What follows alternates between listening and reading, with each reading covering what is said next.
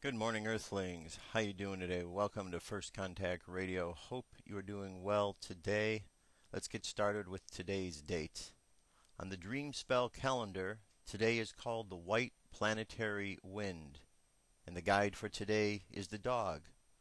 White is the color of refinement. Planetary tone is tone number 10. It's called the planetary tone of manifestation. The kin for today is the white wind, and the wind is all about spirit, breath. And the guide, the dog, is all about love, loyalty, heart. The phrase for today is I perfect in order to communicate, producing breath. I seal the input of spirit with the planetary tone of manifestation. I am guided by the power of heart. And on the Gregorian calendar, it is Friday, November 11th, 2011. So we've made it to the end of the week. Weekend is upon us. Today, 11/11, there's a lot of ceremonies taking place around the United States and around the world in regards to this event. What it's all about, I'm going to discuss that in a little bit during the course of the show. But to get things started, we're going to play a clip here about 2012, Stonehenge, and some synchronicities that you might want to know about. So check it out. I'll be back.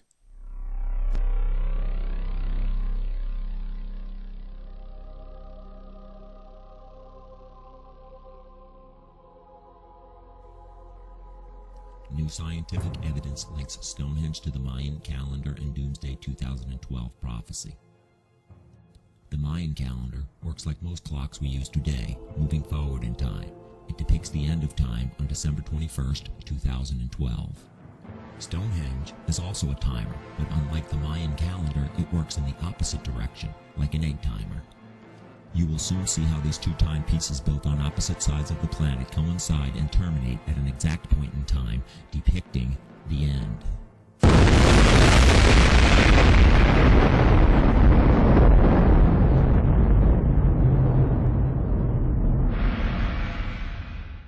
Stonehenge is a well-guarded prehistoric monument with inner circle access granted for special purposes only.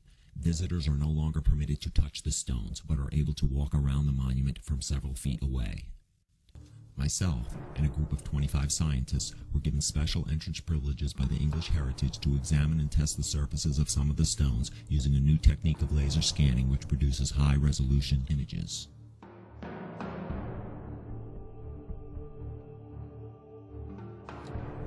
There are many visible carvings on the stones that can be clearly seen with the naked eye. Even embedded bullets from World War I riddle the exterior of some of the stones. Some of these carvings were made as recent as the late 1800s, and one in particular denotes the name of one of the founders of the Freemasons. Carvings of so-called axe heads and daggers are a common sight on the stones and date as far back as 2000 BC. Most archaeologists theorize these axe heads and daggers symbolize commemoration of the dead. The carvings that I have focused my study on during this visit to Stonehenge date back to 3100 BC, and most of them are barely visible to the naked eye.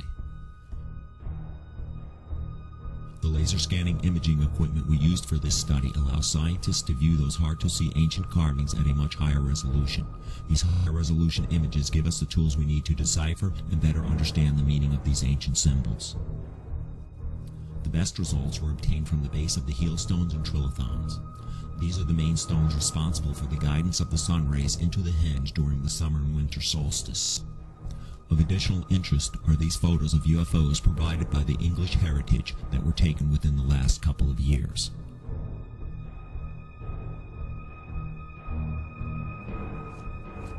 As this video circles the stones, several of the larger carvings and symbols will be highlighted with a red circle. These are not the laser findings. These are just an example of a few of the larger symbols that were carved into the stones over thousands of years. Many have questioned, why would ancient man build such a monument? How did he build it without modern equipment? Or was he actually guided by an intelligence that's purpose was to leave a sign or future guide to man's existence? A warning, perhaps? Who knows? Mankind generally used the cycle of the moon as a unit of timekeeping. Every year on the first day of summer, the sun rises at a point that is further north than any other day of the year. At the ruins of Stonehenge, this solstice sunrise appears on the horizon in direct alignment with a massive rock called the Heelstone. The Heelstone serves the same purpose as the hands on a clock, but this ancient clock runs backwards. It is a countdown clock. It's a countdown to doomsday. During most parts of the year, the sunrise or sunset cannot be seen from the center of the monument. But on the longest day of the year, the June 21st summer solstice, the rising sun appears behind a Heelstone, creating the illusion that it is balancing on the stone. The rising sun elevates up the length of the rock, creating a shadow that extends deep into the heart of the henge. This light travels through the outer stones, called trilithons. In a few years, 2012, due to the wobble of the Earth on its axis and certain other important alignments, the giant Heelstone will no longer cast its shadow within the circle of stones. It will mean that time has run out. I have come to the conclusion that the 3D images obtained from the surfaces of the stones during this expedition are in fact ancient Sumerian symbols, the first written language known to man. These Sumerian numerals can now be authenticated by radiocarbon-14 dating. We can now clearly decipher the results of this scientific find, and the results are nothing less than astonishing.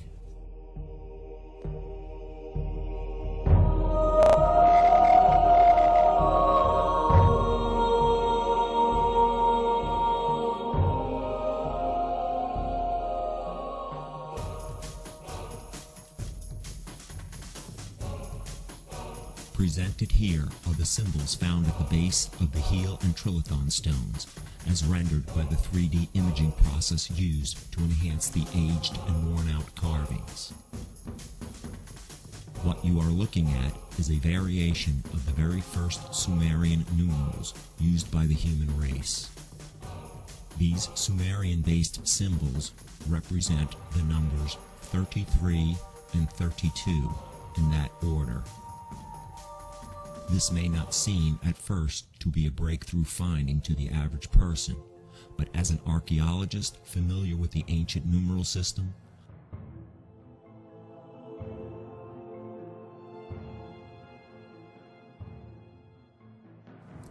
in layman's terms, that means 2012 represents the year of the end of the original use of Stonehenge as a timing device. The exact date of the last winter solstice that will reflect light into Stonehenge will be December 21st, 2012. One more piece to the doomsday puzzle has been presented with scientific-based evidence. Whether the world is doomed to come to an end or not, I do not have the answer. But one thing is for certain, something is going to happen.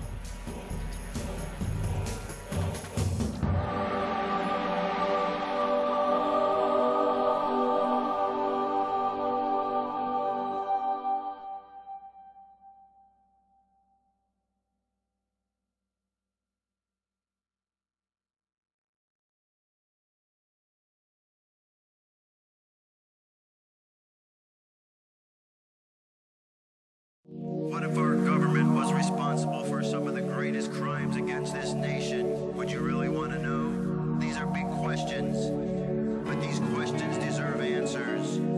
It's time to demand the truth. People should not be afraid of their governments. Governments should be afraid of 9/11 was an inside job. Kennedy was killed by the CIA. Jimmy Carter saw UFO. Answers to secrets you need to know. So wake up, wake up, wake up, wake up. Wake up, wake up, wake up.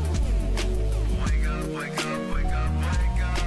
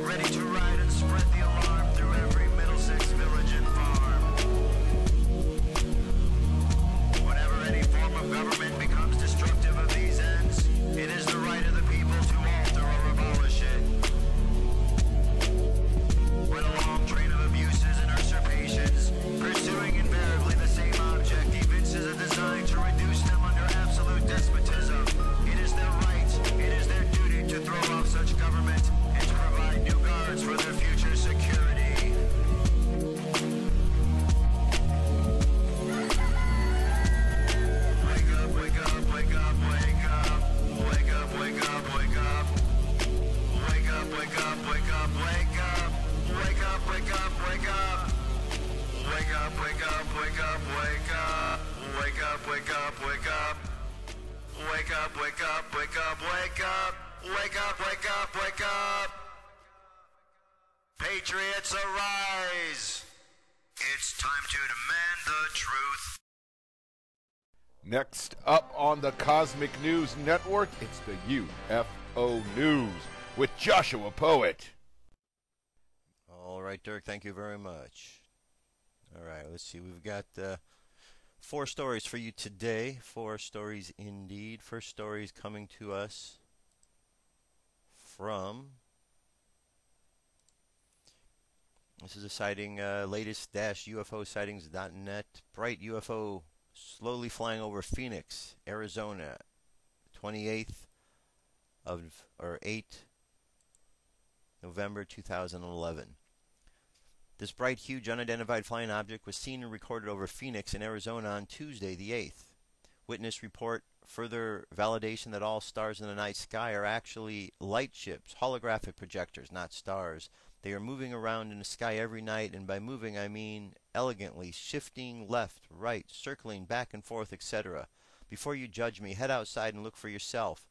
It's out there every night. Must have 20/20 vision to see this clearly. In my case, it comes a bit easier with 20/15, but most people will be able to see this craziness. Alright, let's check out this video, see what he's referring to here. Alright, we got the light up in the sky. We've seen these kind of things before, right? Let's see where it goes from here.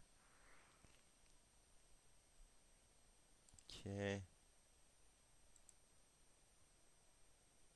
The only one we got right there yet. This looks like one of those big dust storms, huh?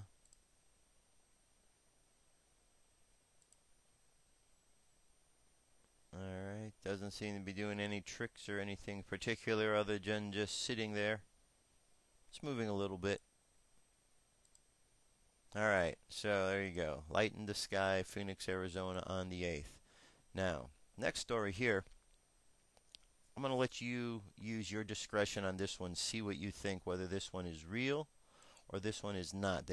Supposedly this one is said to be classified Russian KGB UFO footage. Alright. Now, as you're going to see in here, we most definitely have the gray alien that we normally see. Big head, small bodies, big eyes.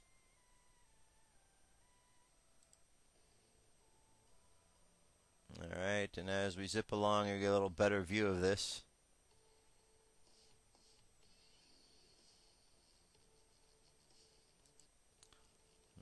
Let's see. Now, what do you think? Do you think this is real? You think this is fake?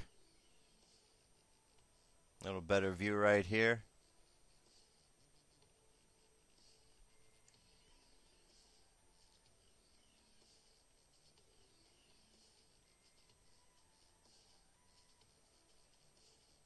Okay.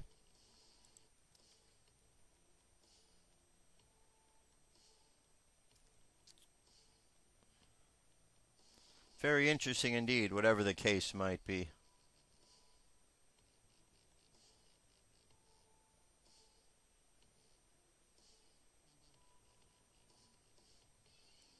Alright, so what do you think? Do you think that one's a real one? Do you think this one is one of those, you know, it's most interesting indeed. A lot of good movements in there, but we all know what Hollywood can do with movies and so on and so forth, so perhaps it is something to that effect. We'll see what happens. It did come out some time ago. And alright, this next one was sent to me by one of our viewers, and this is Norway's UFOs and OVNI sightings, possible landings. So I want you to check this one out. This one's pretty good.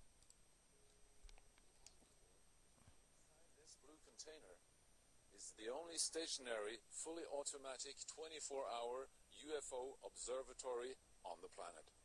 In Norway, the remote mountain valley Hessdalen became world famous after almost continuous observations from the early 80s on. Strange lights moved up and down the mountainsides every night over long periods, just above the treetops. In contrast to many other countries, scientists arrived and established a permanent UFO observatory. The light phenomena here in Hessdal in Norway started in late 81, with a lot of sightings. At the most it was 20 sightings a week. The local people here started to see the light down in the valley, sometimes close to their houses. And they was wondering, what could this be? And some was a little bit afraid too, because no one could give them any answer. What could it be? Radar and cameras were soon to pick up astonishing pictures of the unexplained light phenomena.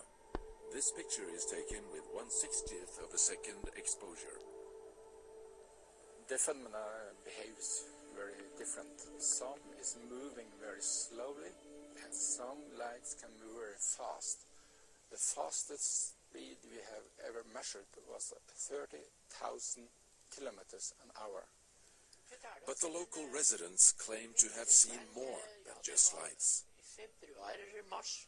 Og så når jeg kom opp av hesteslia da, så var det mørkt. Men når jeg kom mest opp på toppen, opp på kjølen der, som vi sier, der ble det opplyst rundt meg. Det ble opplyst om dagen.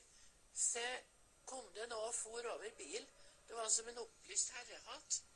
Gammeldags slik stor herrehatt med brem på det. Som for over bil og fremover.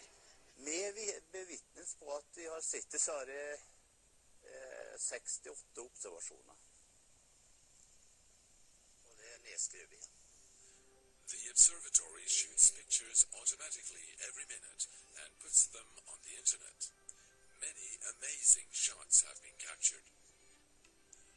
After an automatic video recording system was put up, 1 year of waiting passed before the Hessdalen phenomenon is caught on camera.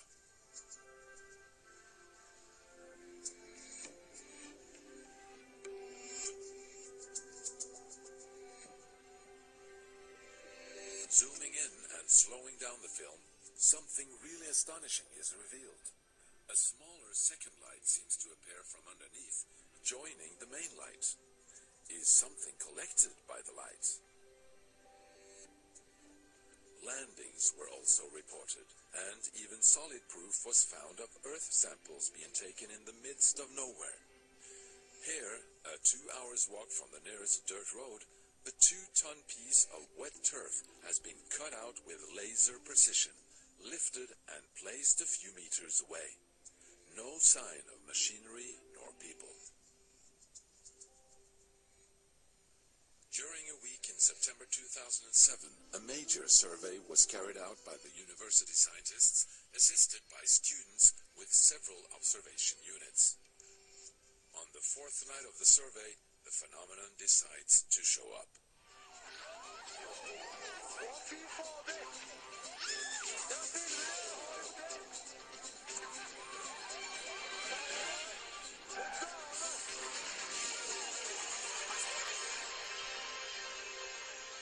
Then we had a big light that started out and moved very quickly north and south and gave us this very, very impressive picture, which possibly is the best picture ever taken of the Hessdalen phenomenon.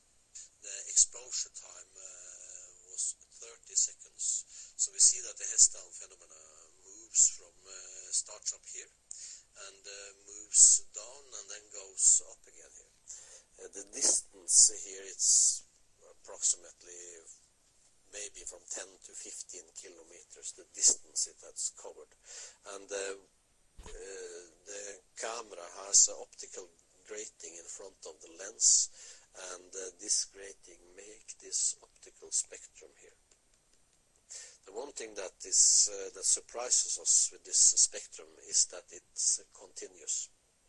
The colors goes directly over in the other color here, and we see no lines or dots here, which will give us a signal of that we have a gas that is burning. This looks like optical spectrum from a solid object or from plasma with high density. So, it's still too early to say for certain what the origin of these lights is and what these flying objects really are. But one thing we can state as a fact, the phenomenon is here and it's real. And what about the UPAN sightings in Belgium, the Phoenix lights in Arizona, the UFO at Osaka Airport, Japan, the UFO landing in Voronezh, Russia, the ghost rockets in Sweden, the Col d'Avance sightings in France, the UFOs filmed in Milan, Italy, the UFO fleets over Peru, the Chinese scientists filming UFO at the Purple Mountain Observatory. It goes on and on. All right, and I have one more for you today. And this last one comes to us from the Canadian, or actually Agora Cosmopolitan. It's UFO witnesses holographic-like UFO. A Massachusetts witness at Hingham reports watching a very bright object with a white and red light at 200 feet that was 20 to 30 feet in diameter, eventually shot off at a 90-degree angle and disappeared on November 5th, 2011, according to testimony from the Mutual UFO Witness Reporting Database. The witness and a girlfriend had just stepped outside when the object came into view and they both looked up. When I did, I saw a very bright object covered in white and red light shoot across us, the witness stated. The object was low in the sky, approximately 200 or so feet off the ground. I would say the object must have been 20 to 30 feet in diameter, and it was going in a west to east direction. The object seemed to slow down as it passed and then shoot off quickly. After watching it for maybe 5 seconds, it shot off the sky close to a 90-degree angle, leaving behind a slight reddish aura trail. You could see the object traveling through the air, so it looked more like it almost just vanished, or at least traveled faster than the eye could follow. Alright, there's more to this story, but as always, I'm going to leave that to you. FirstContactRadio.com, right-hand side of the page, UFO News for today. And that is our UFO News. I'm going to jump away. We're going to go to a song, and I will be back. The name of this song is called Roswell. Headline edition, July 8th, 1947.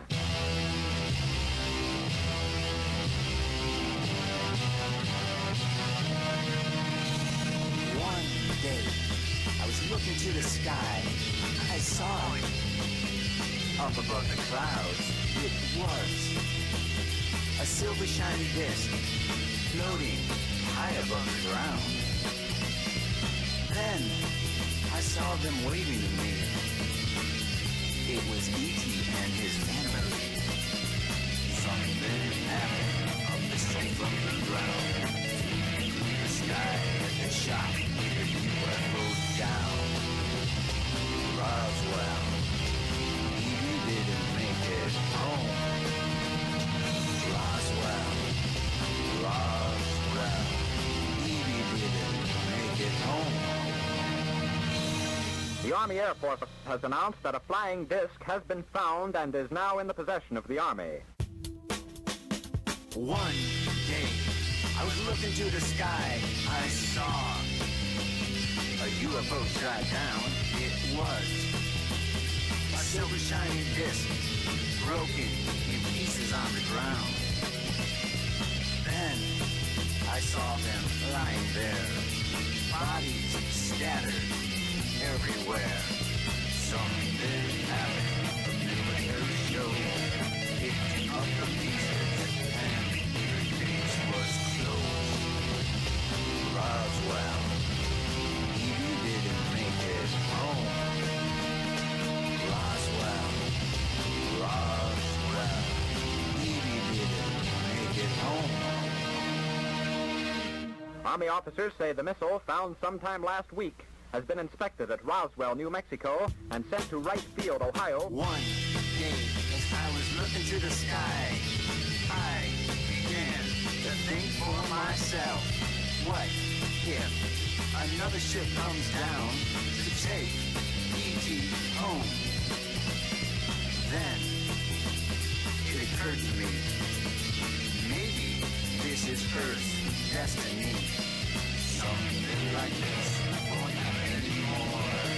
No more missiles, no more UFOs down. Roswell, you didn't make it home. Roswell,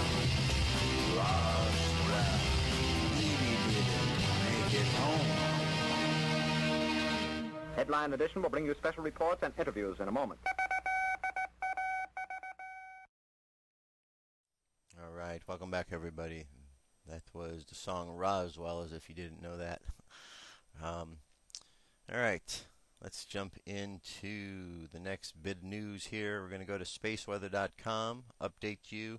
Our solar wind today is blowing at 365.3 kilometers per second. Our planetary K-index here is at 0 at the moment, and it's not expected to go any higher than a 1 within the next 24 hours.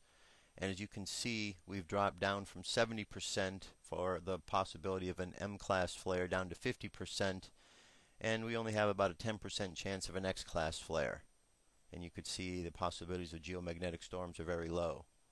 Now, as we look at our near-Earth objects, we see that we have one coming up, but it is quite far away. It's 9.9 lunar distances, a great deal further away than the one that just passed. And if the one that just passed did impose a threat or a problem, we can't really see that there's going to be any sort of problem at all from any of these other ones here, because they are not passing nearly as close as this one just did, YU55.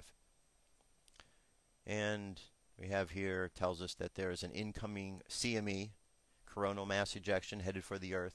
It left the Sun on the 9th when a magnetic filament in the vicinity of sunspot 1342 to 43 erupted. The M1 class explosion hurled a bright cloud of plasma into space. And you get a little movie here if you want to go ahead and watch that.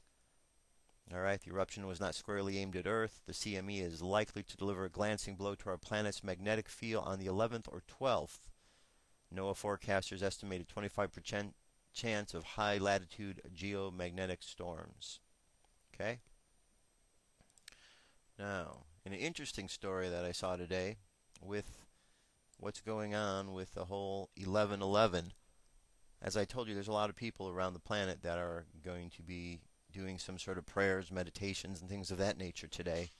And in preparation, the Great Pyramid is closed because of talk. It says that Egypt's Antiquities Authority closed the largest of the Giza pyramids Friday following rumors that groups would try to hold spiritual ceremonies on the site at 11:11 a.m.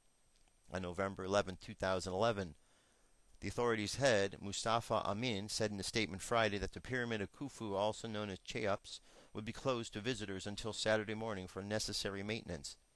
The closure follows a string of unconfirmed reports in local media. The unidentified groups would try to hold Jewish or Masonic rites on the site to take advantage of mysterious powers coming from the pyramid on the rare date. Amin called all reports of the planned ceremonies at the site completely lacking in truth.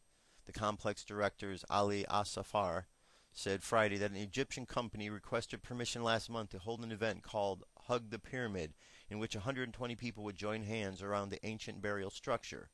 The authority declined the request a week ago, Al-Asafar said, but did not stop concerned Egyptians from starting internet campaigns to prevent the event from taking place.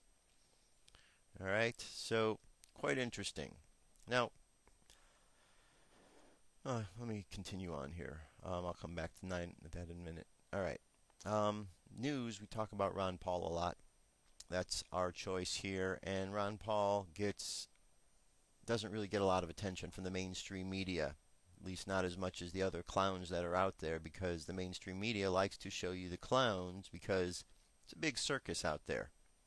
It's a big circus, and with the big circus, they portray the clowns that don't even know what's going on, like Rick Perry, who gets up there, says he has 3 things, and then can only remember 2 of them. That's a guy who really knows his plan, right? And then you get Herman Cain, who gets up there, and well, Herman Cain used to work for the Fed, and founding fathers, you know who they are. In case you don't, they were the ones who wrote the founding documents for this country, called the Constitution, the Declaration of Independence. I know a lot of folks don't know what those are anymore because our current administrations don't really encourage you to go out and learn these things. But presidents in the past, founding fathers, have gone on record saying we don't need to have and should not have the bank involved with our political affairs. It would not be good for the country.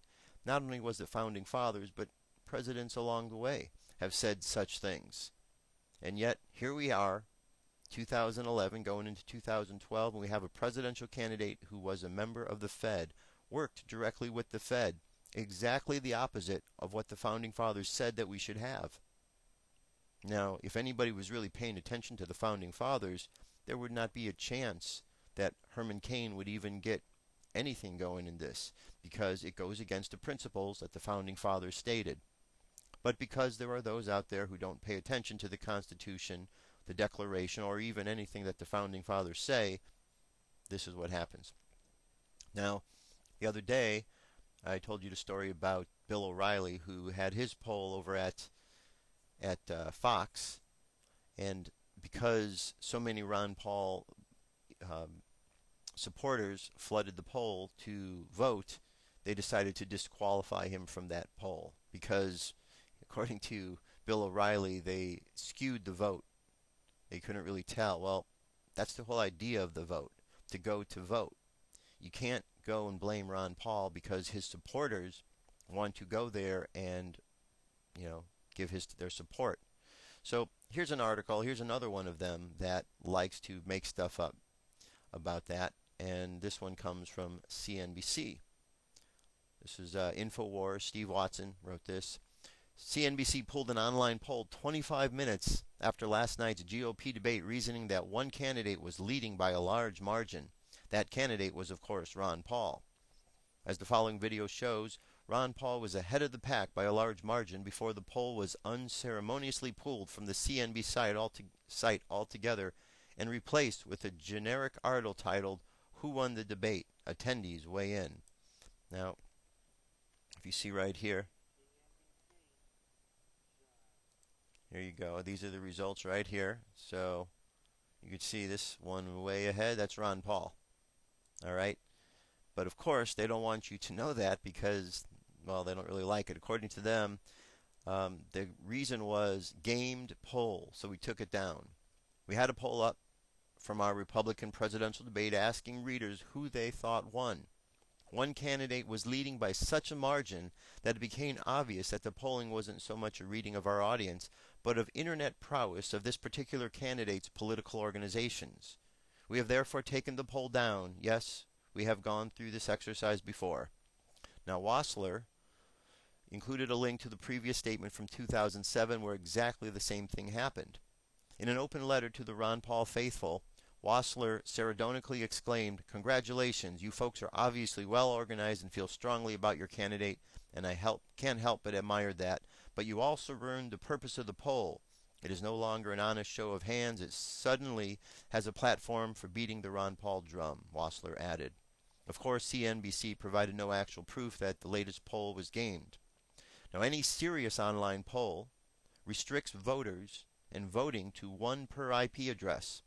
Wassler bemoans the fact that the Paul's online supporters came in droves to vote, yet he does not consider why supporters of the other candidates did not do the same.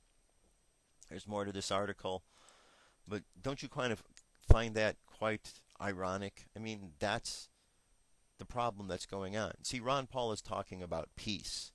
And of course, the media machine that's out there, they don't want peace. If they really wanted peace, they would talk about it and promote peace, and they wouldn't promote candidates that want war. But because Ron Paul is promoting peace, and because he has support from people all around the country that also want to have peace, well, they go to the polls because they're interested and they vote. Again, computers are very sophisticated these days. They chart by your IP address. Therefore, if you go to vote once, and you go to try to do it a second time, the second time your vote's not going to count because you were at the same IP address. So, the bottom line here is that the mainstream media is just lying to you again and again and again. You know, this is part of the problem we're having, my friends. We have media which has absolutely failed their viewers because they don't give you truthful information. They make up lies to tell you this. You know, one of the things that I've been noticing a lot, and it's just not a recent occurrence, but it's the wishy-washiness of people in the media. They'll say one thing, and then they'll go back on it, and they'll say something else later because somebody didn't like what they said.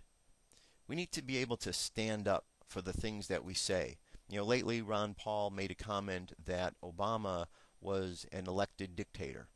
And now there are those out there saying Ron Paul needs to take that back. Well, why? That's what he said. That's what he meant.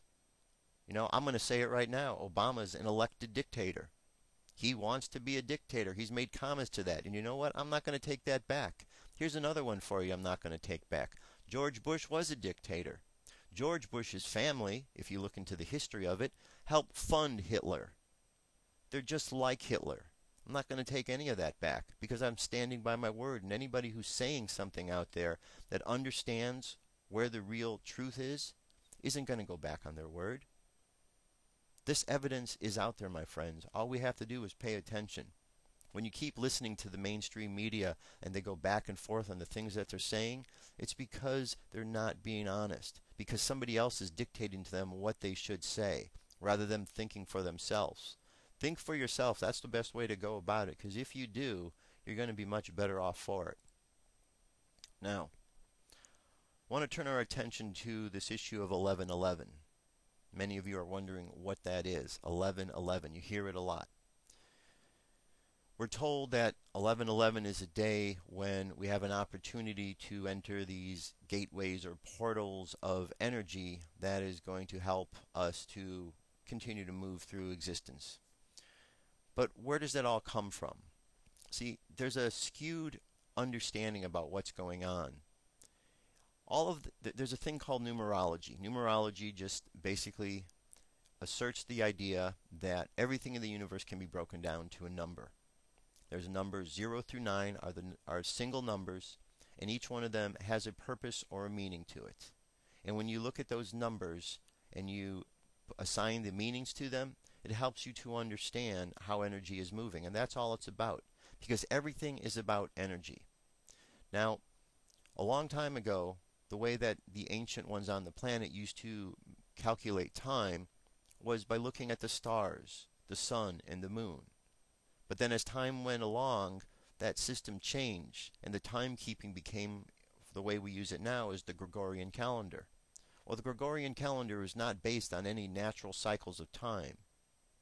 Therefore, if it's not based on a natural cycle of time, then really how can we take any of the numbers within it and see how they're really going to apply to anything? Because 11/11 today, it's 11/11 on the calendar, but really, according to the frequencies that are going on in nature, it doesn't have anything to do with that frequency. So if we're looking simply at this calendar, the Gregorian calendar, and trying to assign number values within that, we're not going to get the real actual values of what's going on. A lot of times people want to give up their power to numerology, to all of these different ideas of the way energy moves. And that's not the way you're supposed to do it. You're not supposed to give up your power to anything. There's a lot of talk about the New Age movement and how it encourages this sort of behavior or activity. I don't know if I necessarily agree with that. There's a lot of people who want to downplay the New Age movement because what it is doing is promoting ideas that are different than the ideas that are in the world today. And a lot of the ideas that they are proposing and bringing forth in this New Age movement are ideas that go back a long time, to times like Atlantis, Lemuria, times that are related to the Mayan culture, times in which we used to understand life from a different perspective than we do right now. We're in a really screwed up place right now in this period of time because we're off track by so much of what's really taking place in life. We're using a calendar system that has nothing to do with any sort of timing. If you look into the history of why the Gregorian calendar was created, it was to keep track of debts, to keep track of business accounting. That's what the whole purpose of the calendar was about. It has nothing to do with anything in nature. Whereas the calendars in the past, the moon calendars, the sun calendars, the various systems of that nature, were all based on the natural cycles of the sun and the moon. You can go out every day, you can look up in the sky, you see the sun, you see the moon. If you understand the timing frequency there and you get in sync with that, you're in sync with the way that life is moving in a natural rhythm, not a business rhythm. The business rhythm has thrown things off. So until we are able to step away from the business rhythm of things and get back into nature and get back in time with God, we're going to have a lot of problems. Now, in this New Age movement, is everything that they're doing absolutely great? Not necessarily, because there's a lot of individuals who just jump on the bandwagon and they start using all of these different tools that they're given. There's a lot of energy in life. Remember, everything in life is all about energy. And the way that we use energy is very important. We can use it effectively to heal things, to create positive things, or we can use it ineffectually to create negative things. And unfortunately, there's a lot of beings out there who are misusing energy and creating negative things. They're giving up their power to energy. If you read through the Bible, you'll never see an instance where you hear Jesus talk about giving up your power to any of these energies. You're not supposed to give up your power. That's the trick. Sometimes we're fooled into giving up the power. Don't do that. Listen to what Jesus says. Listen to what Buddha says. Listen to what the enlightened masters have said. It's not about giving up your power. It's about getting into the power, understanding that all of this power comes from a great creator, the creative source of life. And if we get in tune with that, that's going to really help us to understand more of what's going on. And then you'll be able to have a better perspective of how things work and how they don't work. Now, all that being said, we can still look at our calendar system and we can still see synchronicities within it on how the numbers do relate to certain things. And being that today is an 11/11 day, what this means is the number 1 is a number that it's a single number. It's a number of focus. And in the tarot cards, for example, it would be the tarot card of the magician. Well, the tarot card of the magician is all about focusing your energy.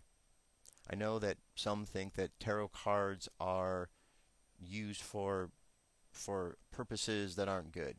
But tarot cards, in actuality, as I have come to know them, are all about God. They all have a divine purpose, a divine idea to be expressed to individuals. And by working with those energies, you're learning to understand and work with numbers. That's basically what it is. So with an 11, you've got two number 1s standing side by side. And when you have two of the same numbers standing side by side, like an 11, 22, 33, what you're doing is you're doubling the power of that number. So with today being an 11/11, we have a day where we have that number 1, the power of the number 1 is really quadrupled. And if you click another way, that since we're looking at the 1 as being an 11 and two 11s mirroring themselves, you got the power of the 11, which is doubled. Any way you look at it, there's a lot of synchronicities with that if we pay attention to some of these synchronicities, it's quite fascinating. So I'm going to play some clips here. This is an excerpt from Rik Clay's interview. It was on Red Eyes Creations Radio, and he's talking about some very interesting synchronicities with the numbers 11. So check this out. I think you might find this to be quite fascinating. All right, here we go. I started getting these weird occurrences with the number 1111. I don't know if you know, have you looked into much with the 1111 yourself? Do you know about it? Yeah, definitely. Yeah. I mean, to set the groundwork for where I'm coming from, obviously I've got a few facts here that I'd just like to say, because obviously it's the basis for a lot of my work. Yeah, sure. And obviously this number, this 1111 is it seems to work itself into a lot of things. I mean, predominantly the first thing is the universe itself, and obviously on the 11th of August 1999 at 11:11 a.m. there was a total solar eclipse that was observed through Europe.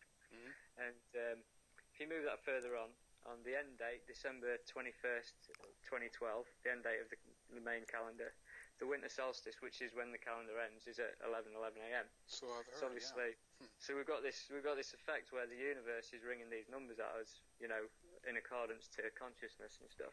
Yeah. And when you look at it in an astrological sense, with the precession of the equinoxes and the 26,000-year cycle of the Earth wobbling through the 12 signs of the zodiac, we're said to be moving into the new age of Aquarius. And Aquarius is the 11th astrological sign. And so going further into it, you look at the numbers of 2112, 2012, and you add all those numbers up, and you get an 11. And then you look into the sun, for instance, and the sunspot cycles are 11 years. And basically everything that you can just keep finding these 11s out of things. And you could argue that, are you looking for them? But basically, when it's that amount of things within the universe, it's not like I'm looking for them because they are there. Yeah. You can't deny that. And so then you like start moving into the numerology of it. And for instance, if you get 1111 and you multiply it by 1111, you get the number 1234321. Which is a pyramid. Okay, so you've got a pyramid numerology that you can get out of the 1111. Backtrack on that a little bit and take it a little bit slower for us again. Okay. Yeah. Okay. Well, if you got the time code 1111 and you multiply it by the same thing, so 1111 times 1111, yeah, you get the number 1234321.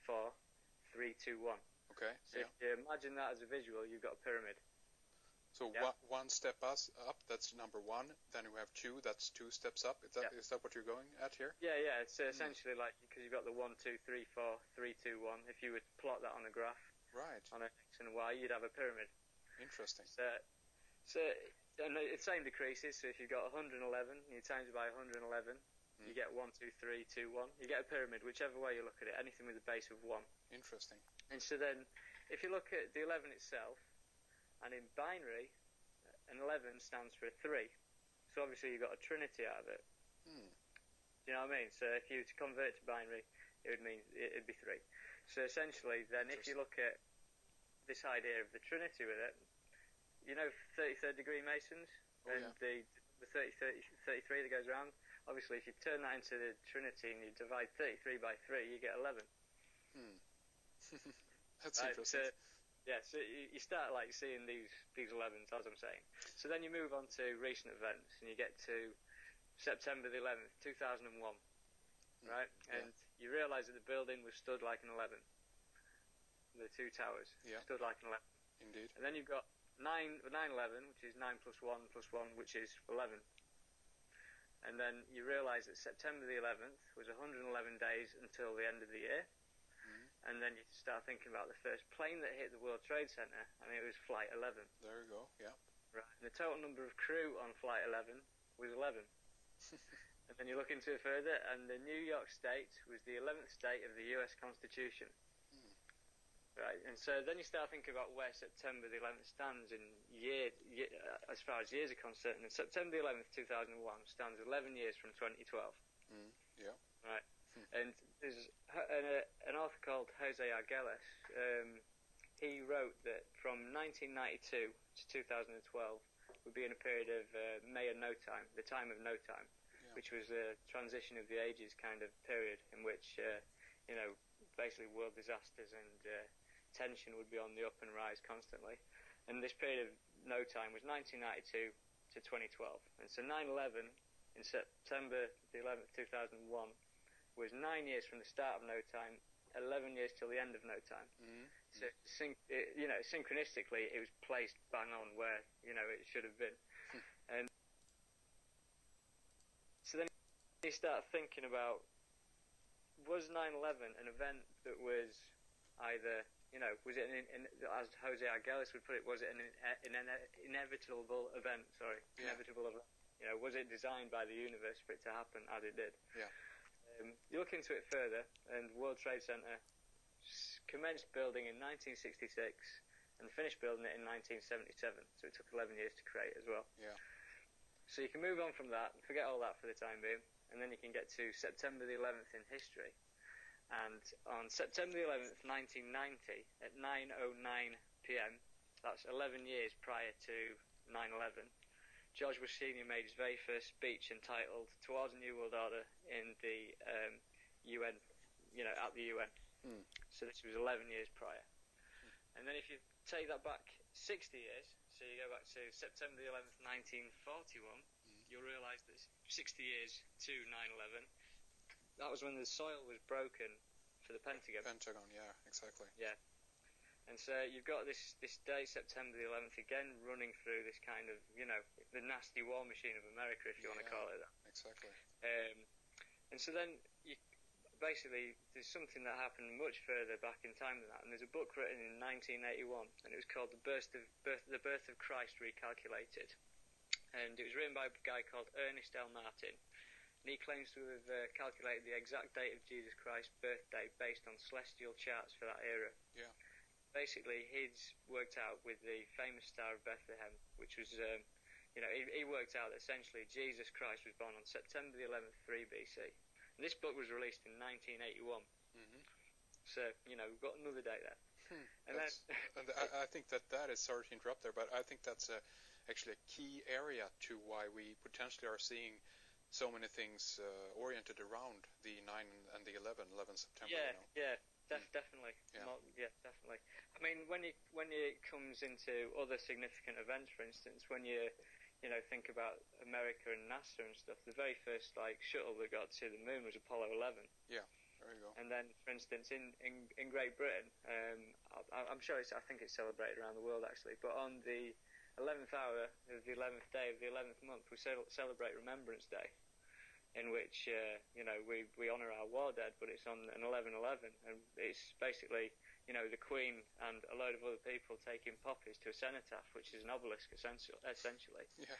So little strange events going on all over the place. Indeed. I mean, talking about the Queen moving into royalty, and this is where I'll lead much deeper into royalty later on. But basically, if you look into the history of the word crown and the royal crown. The word crown was derived from Anglo-French word called caroon, which is derived from Latin for corona. But the year that the word crown, was first established was in the year 1111. Really? That's interesting. Right. So, wow. I mean, you can't just say that these are coincidences. All of these things that are kind of connected up, and I get to a point where at first I thought there were coincidences, but then you think, what is this thing called chance? Yeah. What is it? Indeed. So anyhow, that's the groundwork for 11. And then this is where I'd started seeing this time code 1111 on clocks and stuff, and this is when I started getting this flood of information. I don't know where I've been receiving it from, but I've been receiving it from somewhere recently. I don't know what it's all about, to be honest.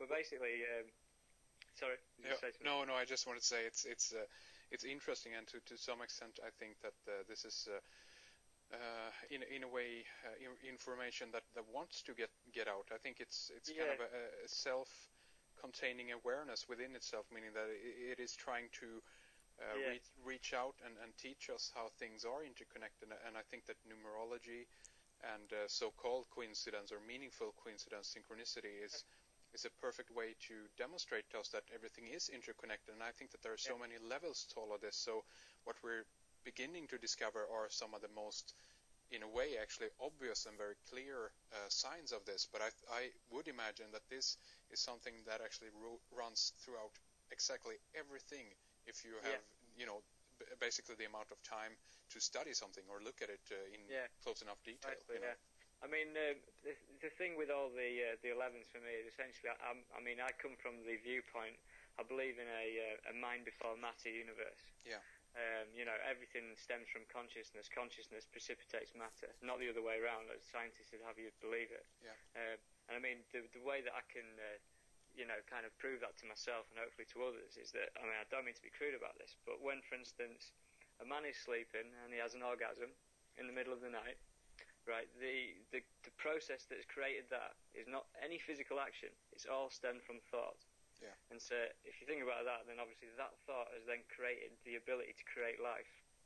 That's if right. you understand where I'm coming from. Oh, and yeah, so, definitely. Exactly. It's a very good point. That for me is the proof that everything is a mind before matter universe. You can create life with thought. Yeah. So that means that everything that you're looking at essentially is consciousness. And that's my way of that's where I come from with a lot of this. And given the 11s, connected with the Pentagon and connected with the 9/11 World Trade Center disaster and everything, that to me is indicative of someone else trying to hijack consciousness. I don't know what it is, but for me there seems to be some kind of other side of things that are hijacking this number for themselves. So then you start. All right. Well, here talk about synchronicity. Here, I was just gonna go into what he said, the hijacking of consciousness. Now, that's very important. You know, there are these dark forces out there in the universe. We hear about the stories, the war of the light and the dark, you know, the war of the angels. All these kind of stories run throughout our history. Because when you have energies, because remember, everything is energy. Numerology is a very real thing. Whether you choose to believe it or not, it's real. Numbers are in every single thing that exists. Well, if you have energies and numbers that are operating in certain ways and they represent certain things, and somebody else knows that, they can try to hijack that energy by changing the meaning of it. For example, you saw in there where it said that someone had calculated that Jesus' birth was on September 11th. Now, they didn't have the same type of calendar back during his time, so someone would have had to backtrack and take the date when they figured he was born and apply it to the calendar.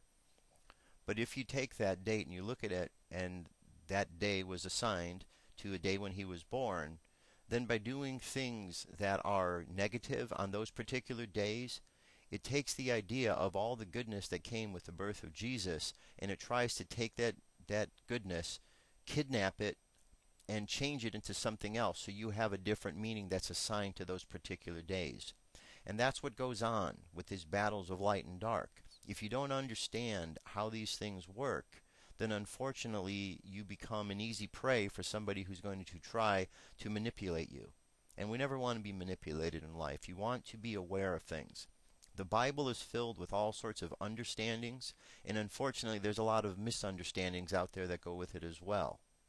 Jesus understood about life. Buddha understood about life. They understood about nature. They understood about how things worked, that numbers were inherent in everything, that everything was part of energy, that energy worked, that we were able to affect the energy by working with it, and we're not supposed to give up our power to it. They also understood that there were dark forces in the universe that try to hijack these ideas, manipulate the energies, and give people a different understanding, so that when you go out and use these energies and work with them, you're misunderstanding. If you would think that the day of 9/11, that energy that day is something negative, you're never going to be able to understand that that day actually might have something positive to it, because it was originally a day, an energetic day, that might have been the birth of Jesus. You know, I don't know if that's the exact day or not, but that's just an example. So it's very important that we are aware of what is going on around us and how we are being manipulated. The media does it all the time with the events. Look at the way the mainstream media has gotten you to misrepresent 9/11. That day was an inside job. The information is out there. The proof is out there. The only reason that you wouldn't know about it is if you choose not to look at it. But I promise you, you look at it, and if you're courageous enough to look and see, there's a mountain of evidence that goes against everything that the official story said. But if you watch the mainstream media, they're going to tell you over and over and over again all the lies that support the lies. Yet their lies don't stand up to science or physics or math or any of the things that we know in life that we use to validate what's real and what's not in terms of the events, you know, scientific events. So the way that we understand things is important, and the media is hijacking your understanding and your consciousness by trying to get you to think in other ways than what is really going on. All right? Now, all that being said, it's time for us to jump to our meditation for today, close things out for the day and for the week. So, if you will, close your eyes and relax.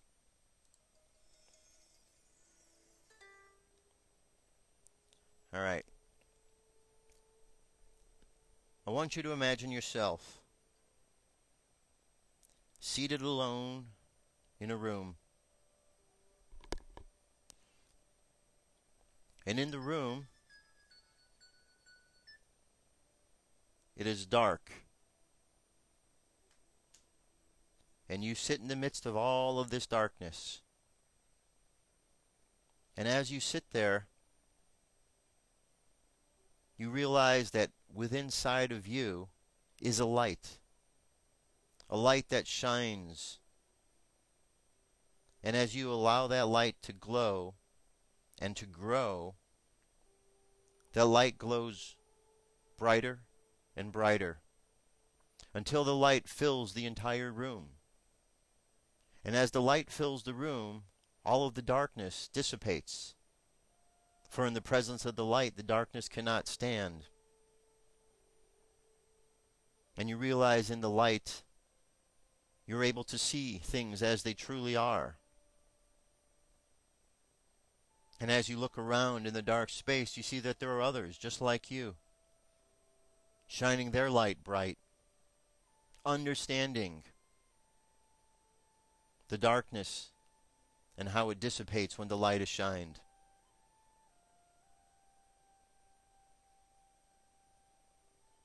And as we sit in the light of this truth, the light that chases away the darkness,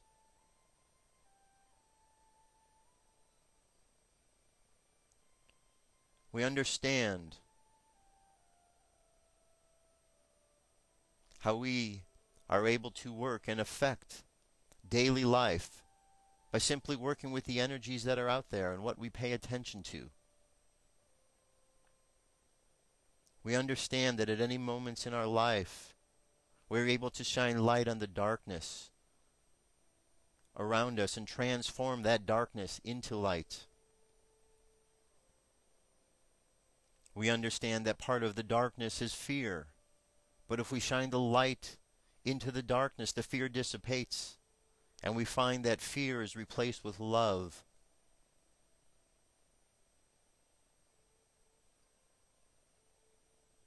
Now let's imagine ourselves now walking along the path. People all around the world walking, millions of people moving together in light and in love. And as they do, imagine that all the darkness around the planet is dissipated.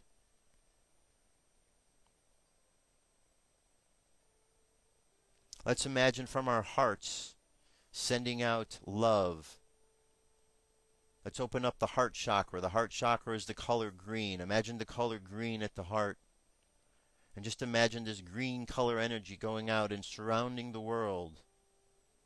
And imagine everybody doing the same thing, surrounding the world with love. And then send this love down into the planet. And as you do, imagine Mother Earth smiling back at you. And then go ahead and send this love upward into the cosmos. Imagine the planets and the stars looking down and smiling at you. The sun and the moon. The star nations. Space brothers and sisters, imagine them. All aware of the light and the love that is being sent out. And in this light and love, know that you are rising in a state of consciousness right now. Because you are allowing yourself to touch the divinity that is your divine right. And all you have to do is to shine this light as simply as we are doing it right now. To be in touch with that divinity. The divinity of spirit that is there for you each and every moment.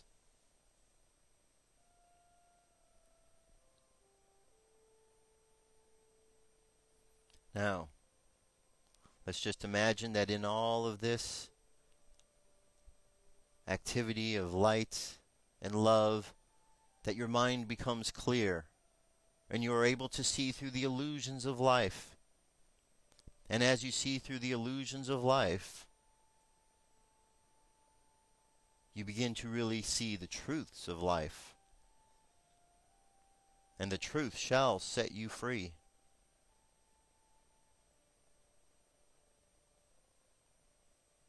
And as you look upon the world with eyes of love and light, you will be able to see the lies. You will be able to see the fears. And you will be able to see the doubts. And you can just let them dissipate and go away as you send light and love.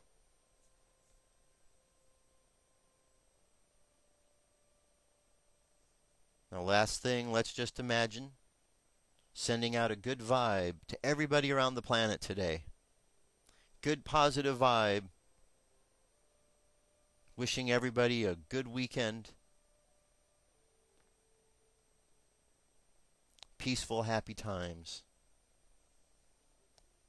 And as you're holding that thought in your heart of thinking good thoughts for everybody around the world, no matter who it is, love your enemies, my friends, for they are just misguided individuals along this planet. Just send out love and light to everyone, and allow the power of spirit to miraculously make the changes that need to be made.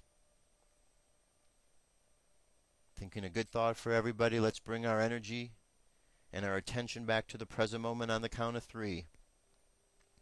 3, coming back to the present moment filled with confidence. 2, coming back to the present moment filled with faith. And 1, coming back to the present moment happy, healthy, and whole. Happy, healthy, and whole. That, my friends, that's the end of our week. It's the end of the prayer, the meditation. Thank you for being here all week long. It's much appreciated.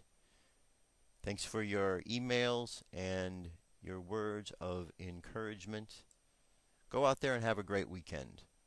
Go out and celebrate yourself, the successes. Celebrate the failures. Just celebrate yourself, because every day is an opportunity for us to learn and to grow on this planet. Remember, a galactic graduation is ahead of us. This is a very good time to be alive. Many great things are going to be seen and experienced. So just prepare yourself, my friends. And you prepare yourself by going in and being in touch with the spirit that flows through you, the Spirit of God. It's been a pleasure talking to you all week long. Dirk and I will be back next week with more news and information. Till then, be safe. Much love and light to all of you. Peace. I'm out of here.